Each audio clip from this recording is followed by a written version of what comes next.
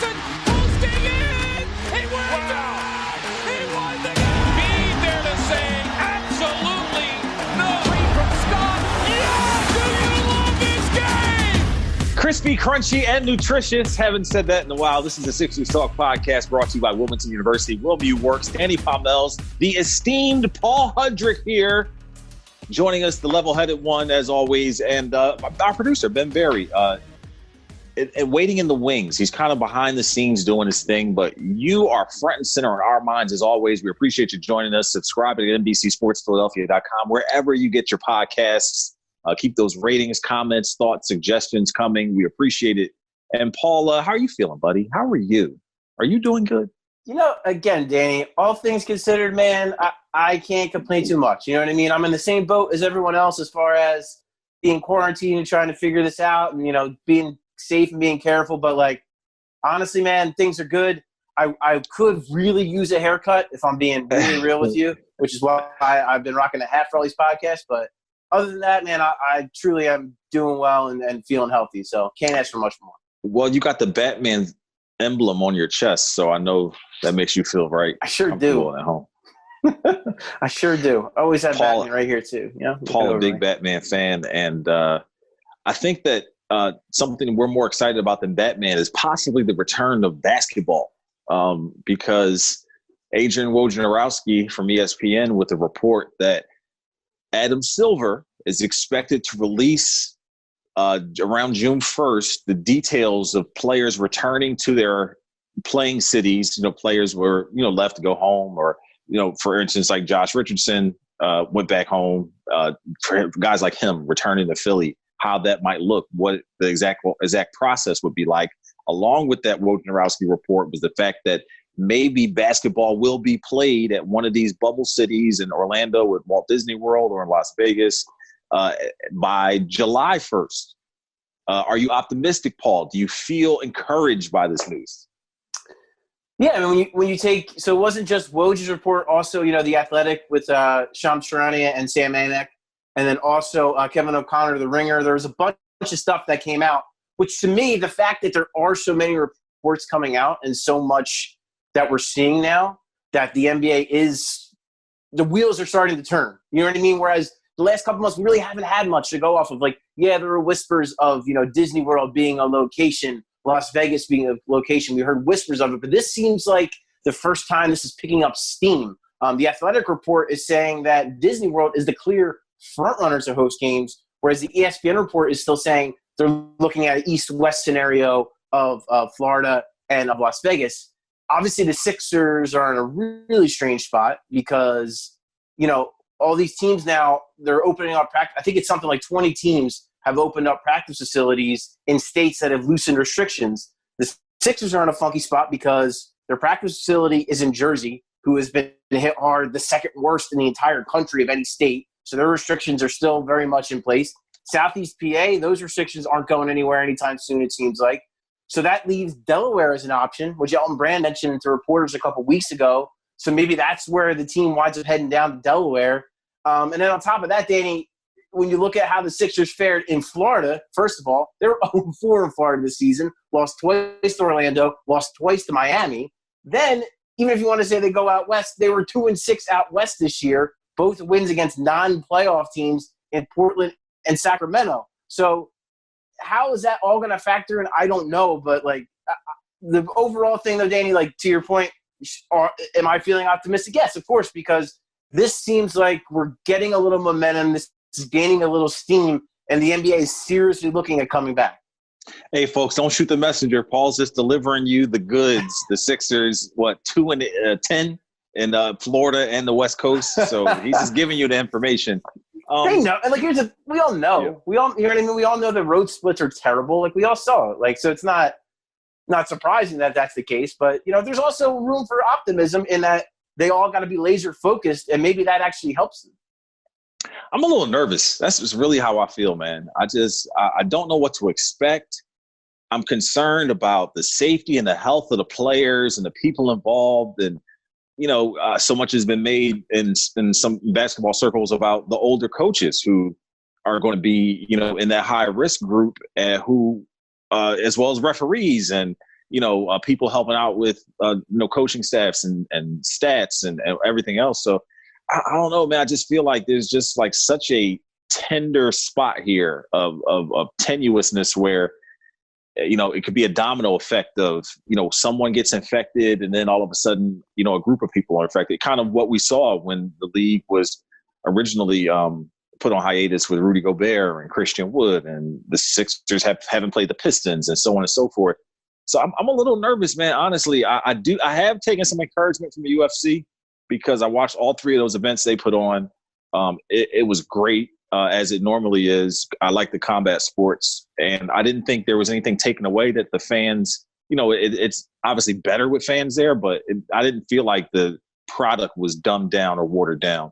And it didn't affect the competitiveness of the situation. Like both guys that were fighting were still fighting, you know what I mean? Like, and that's, I think people are a little concerned with that basketball wise, not having that crowd to like get behind dudes, especially again, a team like the Sixers who does so well at home with their home fans and with that encouragement.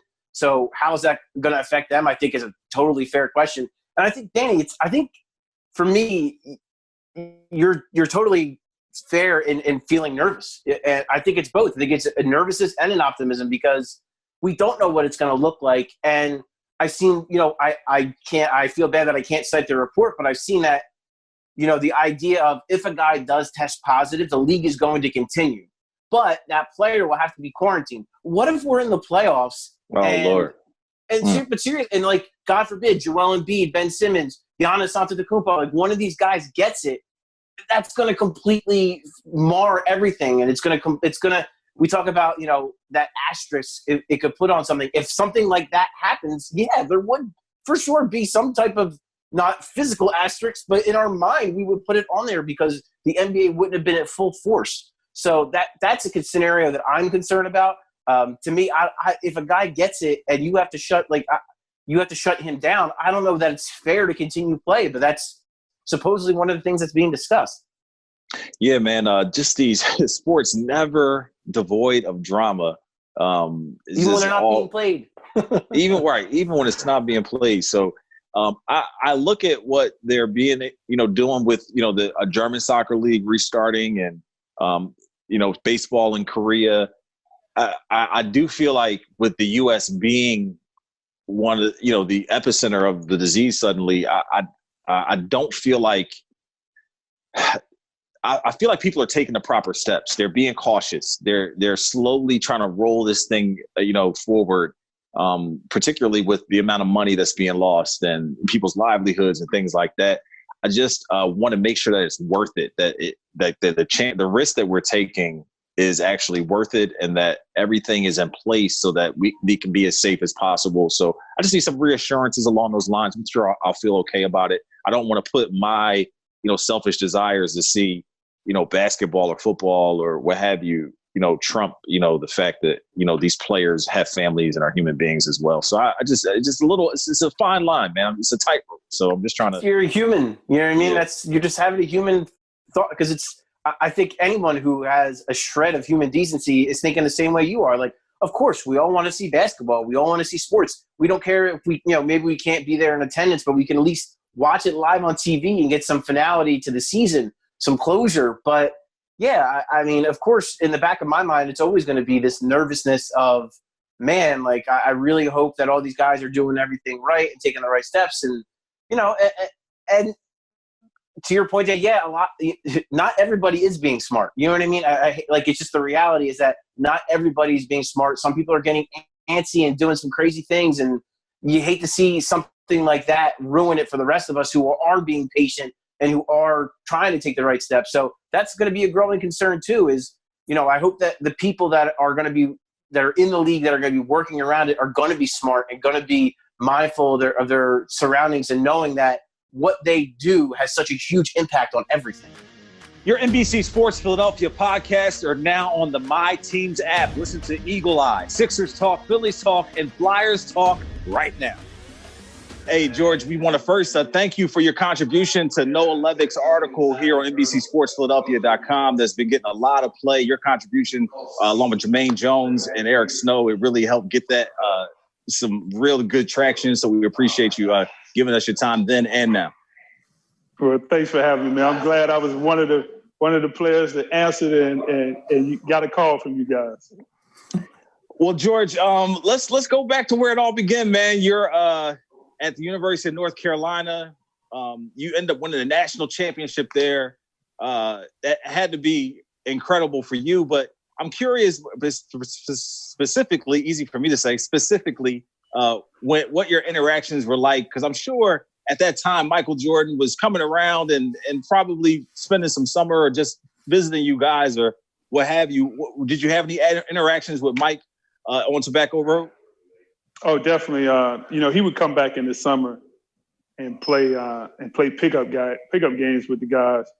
And at the time, you didn't really understand the magnitude of some of the things he's talking about on The Last Dance. But now reminiscing on it, some of my encounters and the experiences with him, all that's true. He was about winning. He was competitive. He didn't care who you were. It was no friends on the basketball court.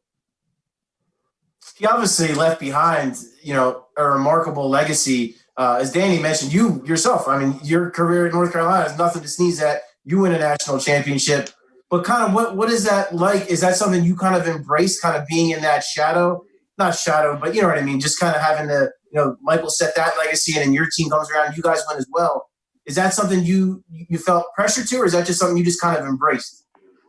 Well, when they recruit you, it was about winning ACC championships, Final Fours, and having an opportunity to win a national championship. I remember, as a young kid, I was 12 when Carolina won it in '82, and just sitting with my dad and watching Carolina play. I was in Virginia, but everybody was Carolina fan, and then going through my high school years, having an opportunity to be recruited by Dean Smith, and then being able to play there, my mindset going there was to graduate from Carolina and then win a national championship.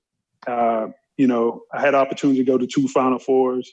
I feel that I should have had 2 national championships, but we fell short my sophomore year. And then when I can totally relate to Michael, when he was talking about, either get on with me or get out. Because I had that same mentality in my senior year at Carolina.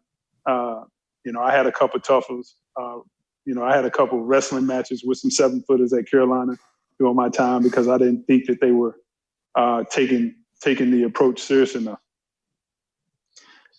And then all of a sudden, you're the 12th pick in the draft. After all that, like you're a lottery pick and you're headed to the NBA.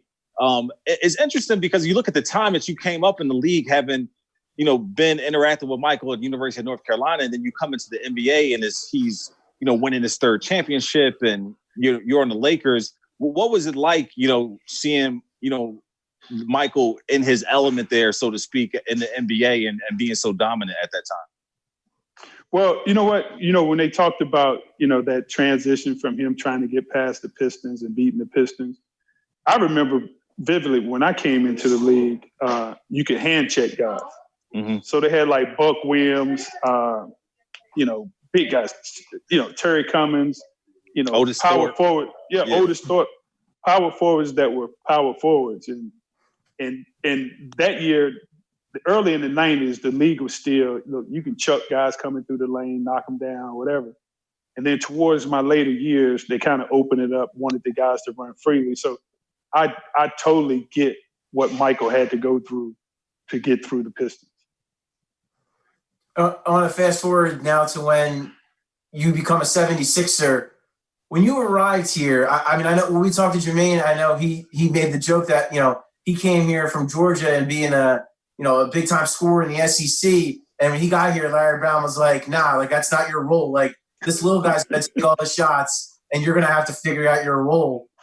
When you first got here and Allen was still very much developing, what was kind of your perception of when you got here and just, how you kind of acclimated to that role beside Allen? Well, Pat Croce and Larry Brown were geniuses at building that team with AI. They knew AI wanted to take 50 shots a game if he could. The guys that were able, if you look at the teams that were able to play with AI and the teams that guys came in that couldn't play with him, all the guys that played with AI during that run from 99 to 2001, we were all selfless players. We didn't need the basketball. We accepted our roles. We weren't trying to be, well, we wanted to be all-stars, but that wasn't the tell-all. We just wanted to win a championship. And everyone sacrificed parts of their game so that we could play with Allen Iverson. Hats go off to him because I believe, throughout my career, all the guys who are so-called franchise players, he was the one franchise player that I really respected, looked forward to playing with, going to battle with, because he came to play every night. Man, Jermaine was telling us some great stories when we talked to him, George. And one story he talked about was it was just uncanny the way Allen could show up and just be in shape and play better than everybody after not having played or done anything. He said particularly, it's like some summers he would come in and just be in better shape than everybody running around the gym where he hadn't played or really practiced much over the summer. Could you relate to that? It's times where you were kind of wowed by Allen and his athleticism and things he did on the court? There are a few guys that come through the league, and that's with any sport, that can just show up and be better than everybody else on the floor. And he was one of those guys. I do remember AI breaking his finger, taking about, seemed like it was a month and a half. I don't know if it was that long, but he coming back in the gym and playing 46 minutes and scoring 30-some points. And I'm like, man, there's no way that I could have taken 2 weeks off and played 40 minutes. I couldn't have took 2 weeks off and played 30 minutes as hard as I played. And AI played just as hard on both ends. He was, a smaller guy. He got knocked around. He got beat up.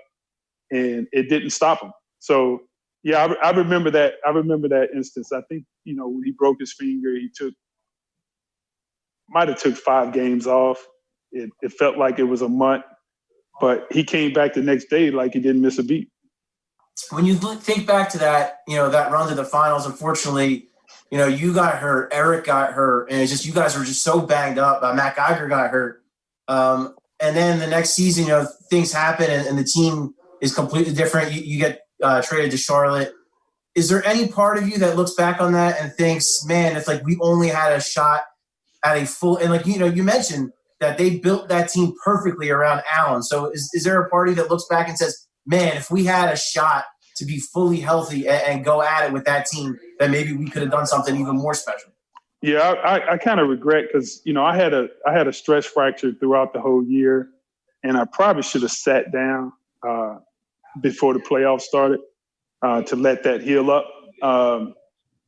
And then I kind of regret now that I got traded. I kind of requested a trade due to salary cap issues. But I wish we'd have kept that team together and gave it another run. I think we could have won it. I think if everybody was healthy, we could have beat the Lakers that year because they were going through some issues. And it was just a perfect storm for us to win it that year. And unfortunate injuries took that from us. So I know Coach Brown, we had him on not that long ago. And I think, what was the exact words? I think he said he was sick about having to trade you. So, I mean, obviously he thought really highly of you. And, he said pretty much the same thing you kind of said, like, man, like I would have loved to have that team back. Yeah, it was, and we all got along. We respected everybody's skill set. Aaron McKee, Mutombo, we had Theo before that. And it was a great group. We had a good group of young guys, Kevin Ollie, Jermaine Jones. And we all got along. We hung out together. We were a tight-knit group. There was no issues. We knew Allen was going to miss some practices. But he, when it was time to lace him up, we all respected his skill set and what he brought to the team. As we look back through that playoff run, George, a lot of moments that we could look back on. I specifically wanted to talk about that Game 7 against the Raptors and what you remember from that. That was a weird game on the Raptors side. Vince Carter graduated and tried to come back and play and end up with, missing that shot. And obviously, Vince well as a UNC guy. And then on the flip side, you guys had to have it, the frenzy with the crowd and everything being there at South Philly. What do you remember about that game and that Game 7? Oh, it was great. It was a great matchup, with the Raptors going back and forth. And I don't think Vince going to graduation changed the outcome of that game. That's just something, at Carolina, one of the things going there was, your parents want you to graduate. Coach Smith talked about graduating his players. It means a lot. And, he still had a great game. We knew the key was to wear him down. So if that last shot opportunity came, he got a good look at it. It hit the rim, the back of the rim. It just didn't go in. But, Aaron and Eric Snow did a great job guarding him. I'm not for sure if Allen was on him on that last shot, but it was a contested shot, changed it. He fading away out of bounds. It was a tough shot for him to make. But the game, the whole series was just, back and forth. It was a great series. Do you remember that shot being in the air and what you felt at that time when Vince let it go? We had, when you talk to guys that play the sport, you have to go through your ups and downs. I think we were destined to go to the finals because we went through Indiana, the other teams that we played through those previous years. And it was just our time. Sometimes you got to have a little luck, and we had a little luck that night. I remember that vividly. I remember Indiana being kind of like that, your version of the Detroit Pistons from Michael Jordan. Like that was the Pacers were kind of your guys' version of that. What were some of those series like? So I remember them being kind of nasty, kind of physical. And then what was it like? Like you said, like was that how it felt? Like once you won that series, you felt like, all right, like this is our time, this is our year. Yeah. The Pacers, like you said, they had Reggie, they had the Davis boys. It was they were our nemesis. I remember we losing that one playoff series against them, and the fans threw beer. The fans in Philly are passionate, and we just, we felt that pain with them. We wanted to beat the Pacers, and it's just part of the growing process that we needed for us to get to the finals the following year. We talked to Jermaine Jones about the step over game in the NBA Finals against the Lakers. And he said it never fails, man. That was such an iconic moment. But every time he sees Tyronn Lue, he just cracks up laughing because all he can see is Allen Iverson stepping over him. And he's like, he starts laughing, and Ty Lue immediately tells him to shut up or gets him I already know what you're talking about, type thing. So can you relate to that? Do you feel that way about that moment in that game? Yeah, I don't. Allen wasn't the type of guy that was looking to show guys up. He was very confident. I don't think he intentionally stepped over him to show Ty up. It was just, Ty fell on the floor, and that was the only way he could get back over. And it looks great and it played well. I don't think, Allen went out of his way. It was the perfect situation for him to hit a shot and then just walk down the court. But I do remember that. It brings back memory when they show that highlight, Lou tried to do his best job regarding Allen, but it's just like in The Last Dance with Michael, Gary Payton talking about he was going to lock Michael up. And I didn't see any, my time playing with Allen Iverson, I didn't see one player that was able to guard him. I think it was funny, like I said to Jermaine, that Ty Lue had cornrows. Like he had the cornrows and idolized Allen so much. And then for it to happen that way was just so comical. Legendary. Yeah. Allen, he left an impression on a lot of young guys coming through the league during that era. He made the cornrows and the braids popular. Guys still wear it today. And, when I see guys wearing that hairstyle, it brings back in memories of Allen getting his hair braided in the hotel before the game, or coming in, probably 20 minutes before our team meeting. He be getting his hair braided. So it brings back great memories of those years in the 90s. George, I'm sure we're all missing the game right now, and I'm sure you're still following the NBA when you can. Do you have any impressions of the current team and how what you've seen of like Joel Embiid and Ben Simmons? I think they got the talent there. Like you said, the first couple of years, hopefully the fans will be patient enough to see those guys develop. They're young. They ran in a buzzsaw last year with Kawhi Leonard with the Raptors, and LeBron was in the East for a while. So it's just one of those situations where it's going to take time for those young guys to develop and come together and understand what it takes.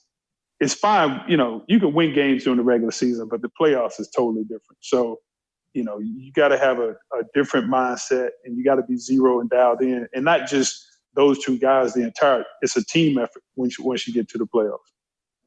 George, I wanted to ask you about something during your Lakers time, specifically because you were there firsthand to witness it. And Magic Johnson retired from the NBA because he had contracted the HIV virus at the time, and no one quite knew the ramifications of how that would play out when he got on the court against other people. And then there in like the 95-96 season, he comes back for 32 games and plays with the team. Do you remember what that was like at the time and some of the impressions you had from them? Oh, yeah, I remember it vividly. I was the guy guarding him in practice every day. Once the medical staff told us, it would be impossible to contract the AIDS playing against him. They almost gave an example, like you would have to slit your wrist. He slit his wrist, and you have to put them together and hold it there for a while. And then the blood, when you cut your wrist, the blood is going out. It's not going in your system. So it was almost explained to us that way. But guarding him in practice, he had that charisma. He was a Hall of Famer. He wasn't as talented as he was, back in the 80s because he's older. He's a lot slower. But if you, my motto was of a franchise player was Magic Johnson. James Worthy when I came into the league. The approach that they took, the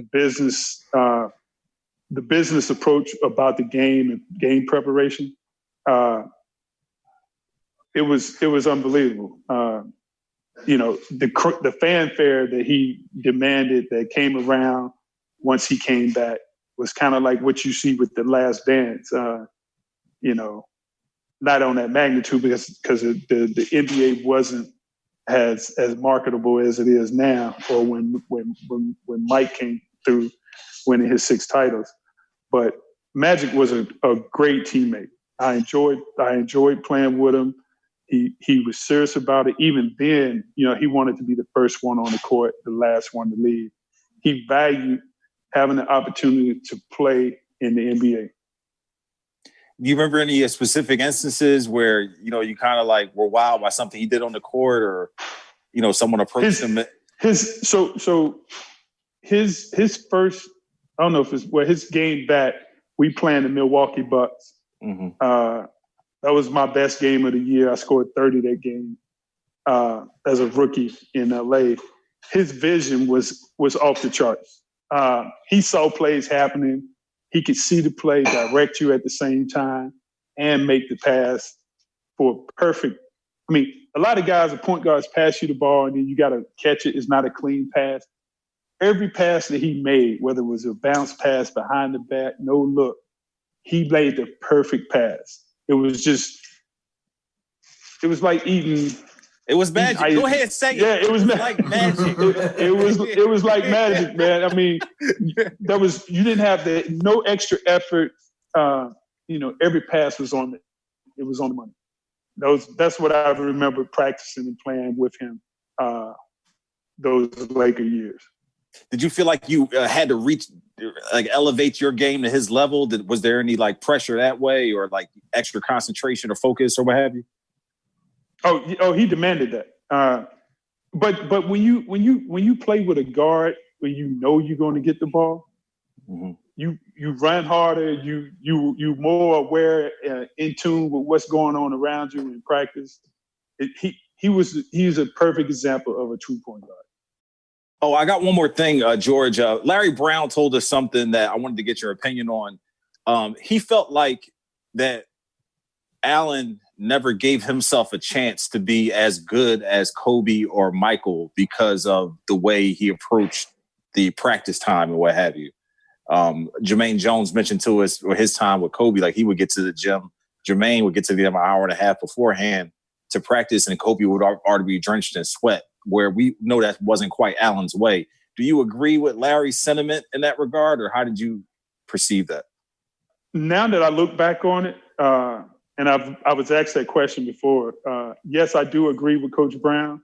I think Allen could have played 4 to 5 more years longer than he did play if he had taken that approach.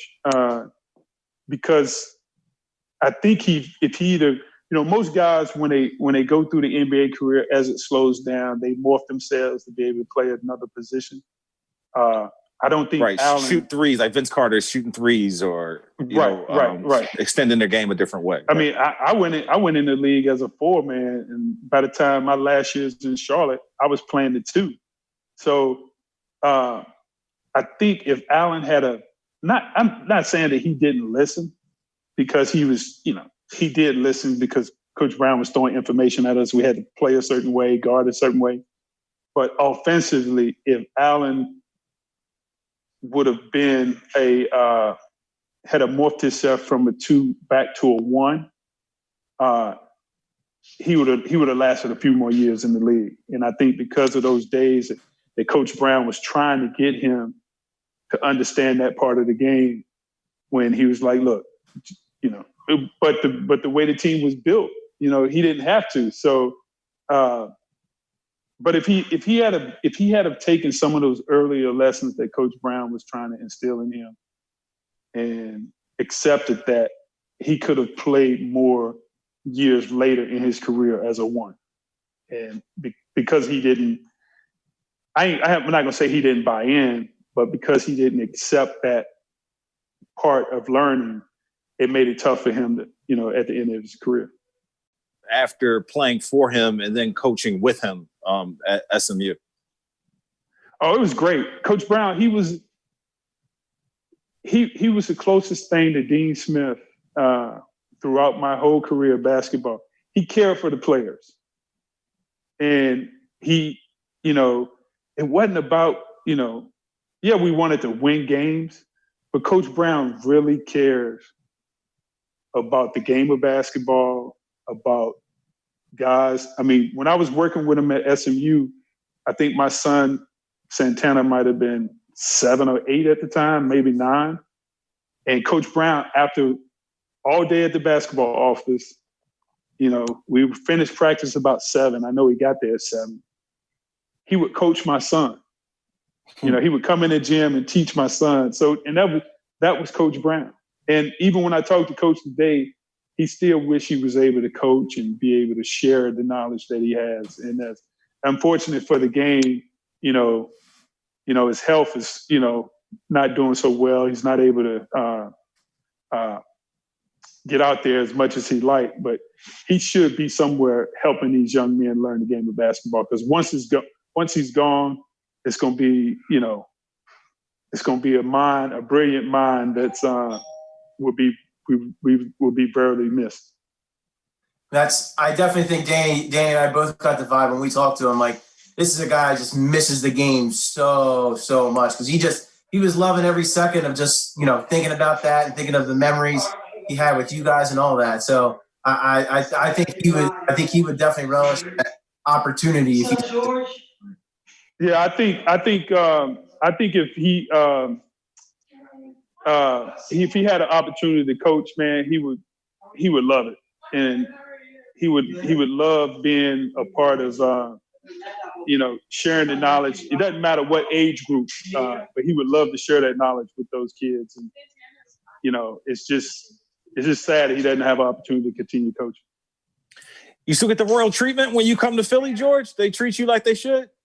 Oh, yeah, they recognize me, man. The Philly fans are great, man. I enjoy. I wish I was back there, still in the city. I really enjoyed. Out of my 12 years, that was the best city playing in. I really enjoyed the city and the fans. Hey, man, we enjoy watching you play. We appreciate your contribution. I mean, we're talking to you as guys who grew up watching you do your thing, and we appreciate the blood, sweat, and tears, man. I'm sure it was an incredible part of your journey. 3 short years. Wish it could have been longer. Yeah, me too. Thanks for having me. Wilmington University extends its deepest appreciation to the brave individuals who are working tirelessly on the front lines to protect, serve, and care for us during this unprecedented time. Thank you. WilmU stands with you. George, we appreciate it, man. Thanks for taking the time. Obviously, he's at his father-in-law's house. It was interesting because he originally called us while he was in the car on the way to the Wi-Fi, and then we had to wait a few minutes. But it all worked out in the end. George, we appreciate you coming on and spending some time with us. My most interesting thing is Larry Brown. He obviously got really close with Larry in his time here, and when we had Larry on, he talked about being sick. That he had to trade George Lynch. And then George even expressing, he lamenting a little bit his trade away because he was, kind of in a bad place and emotionally asked for a trade. And, again, a lot of these guys talking about what could have been if that 2001 team got another shot. So that's something, as we talk to all these guys, that's something that's been interesting to me. Those guys thinking about, what if we got the opportunity to run it back? Can't take that collegiate championship away from him, of course. And he still relishes those moments. It's funny, though, because George says something interesting that I think plays into some current events is that, we've had other guys on who talked about Allen Iverson and how much of a freak he was athletically. But George mentioned that if AI had maybe made the transition to shoot less and play point and probably distribute the ball more, he could have elongated his career. Great inference to make because obviously, it was really clunky towards the end of Iverson's career, but that connects to the fact that ESPN, after Here the Last Dance has finished airing, they released these all-time teams where the Sixers' all-time team was Iverson at point guard, Hal Greer at the 2, Doc, Moses, and Wilt. Was that right? No, Doc, Barkley, and Wilt. Doc, Barkley, and Wilt. Okay, here we go. Okay, so Iverson at the point, though, is that even viable? Can you squeeze him on the team like that? No. Nope. Erroneous. Erroneous. It's an erroneous. Once you do that, it loses credibility. Nope. He was a 2-guard. He was a 2-guard. So, yeah, I get it. The Sixers, when you look at the Sixers' point guard history, it's like Mo Cheeks and now Ben Simmons. And that's maybe that's really it. Is that a little slight on Mo Cheeks? He is a Hall of Famer. I mean, you can't stick him on an all-time team. Yeah, maybe. I mean, I get wanting to sneak Hal Greer on in there. I mean, Hal Greer's the team's all-time leading scorer, so I get it. I get wanting to sneak him in there, but it's just not. You got to pick one. It's either AI or it's Hal Greer. You can't have both. It's one or the other. You will almost have accepted Hal Greer being the point more than AI, being the point guard. Hal Greer did do some combo guard stuff. So I mean, maybe there's more of an argument to be made that Hal could have played the point, but. Nah, it's one or the other, and then you got to pick. Then it's got to be Mo or it's got to be Ben, and right now it's got to be Mo just because of where they are and where Mo has already accomplished so much, and Ben is still just starting out. I thought you could replace Doc with Andre Iguodala. That was another compare. No. I did see some people say the idea of putting Moses at the 4 and taking Barkley out, but it's that's again come on, no. Moses is a center. It's not AI is not. He's not a starting 5. If the starting 5 is Mo, Allen, Dr. J, Charles Barkley, Wilt, that's literally one of the greatest teams to ever in this imaginary scenario. One of the greatest teams you could assemble. I guess I don't want to say it this way because it kind of sounds like an insult, but maybe some stats guy felt like Greer being left off because he was the all-time scorer, but any Sixers fan, that wouldn't be the first name, Yeah, like Andrew Toney was a guy I thought might fit that 2-guard role, considering, obviously his career got cut short because of the foot injury, but I feel like, but not you over don't Allen. just have – say it again? Not over Allen, though. No, but I would instead of Hal Greer, I would have just had Allen at the point and just stuck Toney in there. But, I mean, yeah, obviously it's like 6 on one, half dozen the other. Yeah. But, yeah, like, they had Shaq on several of the all-time teams. Like, why not have Wilt, filling that void, along with Moses, Wilt, Barkley. Yeah, I guess I got to think a little bit more about that, but I don't know. I mean, 6 of one, half dozen the other. But so when you look at the all-time team, do you feel like that's like one of the best ones? I mean, obviously Lakers have a great team, Celtics have a great team. Where do you rank the Sixers as they constructed it? I mean, even if you look at like ESPN did that list recently. I think it's like the 74 greatest players they did. Look, AI was 29. Barkley was around 20. Dr. J was like 15. Moses was like around 20. And then Wilt, I think, well, this is erroneous to me. Wilt was 6, which is a joke to me. But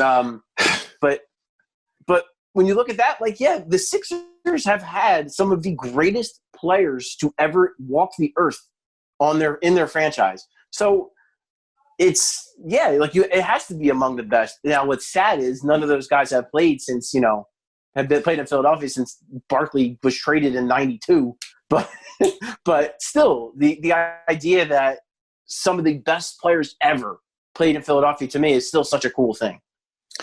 I had ESPN obviously did a great job with the documentary. They posted a 10-page video slide of rare Michael Jordan highlights. Did you see that? I saw some of it. Bro, he put Dr. J and Charles Barkley in the rim. It was very like type of moment, right? Because he was in transit. Yeah, bro. Oh my gosh, like worth checking out if you haven't seen it. But oh man, and the way he did Barkley, like knocked him to the ground, like whoo, man, what a posterization. But Paul, you got something working on the website as well? Yeah, so actually just went up a little something on. We've been doing kind of like these what ifs and looking at what if this trade did or didn't happen and stuff like that. And the latest thing I looked at is there was a rumor that in 1999, the Raptors and the Sixers had an agreement that Tracy McGrady, who was a pending free agent at the time, and a first-round pick would be sent to the Sixers. The Raptors would get Larry Hughes. Now, the story goes, and Stephen A. Smith has confirmed this, that Stephen A. Smith, who was a columnist at the Inquirer at the time, he reported the deal as being agreed to. Then the Raptors got cold feet and backed out. So because of Stephen A. Smith? That's the way. I mean, that's Stephen A. Smith says it's true, which, take that for however you want to take that. But yeah, that's how the legend goes. And I just did something like thinking about, would that have all worked? And, would those pieces have fit? And I think one of the things I kind of land on is a couple of years ago, Tracy McGrady, he was on The Jump. He was asked about a scenario where Jerry West really wanted to trade up in the draft to get him on the Lakers to play with Kobe and Shaq. And Tracy was asked, like, how would that have worked? Would you have been able to do it? And he said, yeah. He's like, I would have played a Scottie Pippen type game next to Kobe Bryant, because he said that was my game before. He's like, the only reason in Orlando I became a scorer is because Grant Hill got hurt, because he went to Orlando thinking he was going to play with Grant Hill, who at the time, Grant Hill, if you remember, Danny, Grant Hill was a monster. He was so good. Less. Absolutely. Right. So like, if you like those two together, Tracy would have had to take on that more of that, maybe that Pippen-esque role. So just kind of thinking about that, like, would he have been able to do that with Allen? How would Allen have received him? And, some of the stuff we talked about with Larry Brown, how he said, I never wanted to find that second scorer for Allen. I wanted to put the 2001 guys, like I wanted that team around Allen, a bunch of tough defensive-minded guys. So it's just an interesting kind of thing to think about how that all would have played out. Yeah, ask Jermaine Jones how scorers alongside Allen fit in, because we obviously heard Jermaine talk about how he was like, you got to find something else to do because I got a little guy that's taking 50 shots a game. But McGrady, man, such an interesting figure, man. We hope to have him on the podcast at some point. But interesting figure considering the injuries, his time in the league, the rumors of, teams he could have played for or scenarios that might have worked out differently. I mean, obviously, you look at his origin and he's playing with his cousin on the Toronto Raptors, Vince Carter. Just the two of them together is just like blows your mind. But Vinsanity and all that he was at that time, and McGrady's still trying to come up through the ranks. But man, I don't know. I can only see McGrady as a scorer. To see him as a defensive stalwart and somebody who's playing, second fiddle, I can't even wrap my head around that. Honestly, think about his last year in Toronto. Yeah. Compare his numbers in his last year in Toronto to like Scottie Pippen's career line, and it's pretty damn close actually. And then also you got to think about, remember when he was in Houston, Yao Ming was a star in his own right, so he was sharing the ball with Yao Ming, and they were doing pretty well. So I don't know. I mean, like I kind of tend to believe, Tracy, that he took on that scorer's role because he had to. Because in Orlando, Grant Hill wasn't healthy, and he had to be that guy. So maybe if he comes here, maybe that changes the trajectory. I don't know. I remember one game I got off of work, and I think they were playing Seattle, and I pulled up to the Applebee's and was able to get some wings before they closed, and it was like the last 10 minutes of the fourth quarter, and he went for 50 in that game. It was just going nuts. So I got some good Tracy McGrady memories. And I mean, the one where he told Ben Wallace he told them they were going to beat the Pistons and they were up 3-1 and he was trying to plan the next series or whatever. And they ended up losing, but we'll look for that for sure. Bradley. Yeah. Oh, whoa. You want to go there. Okay. Yeah. Wasn't pretty for Sean.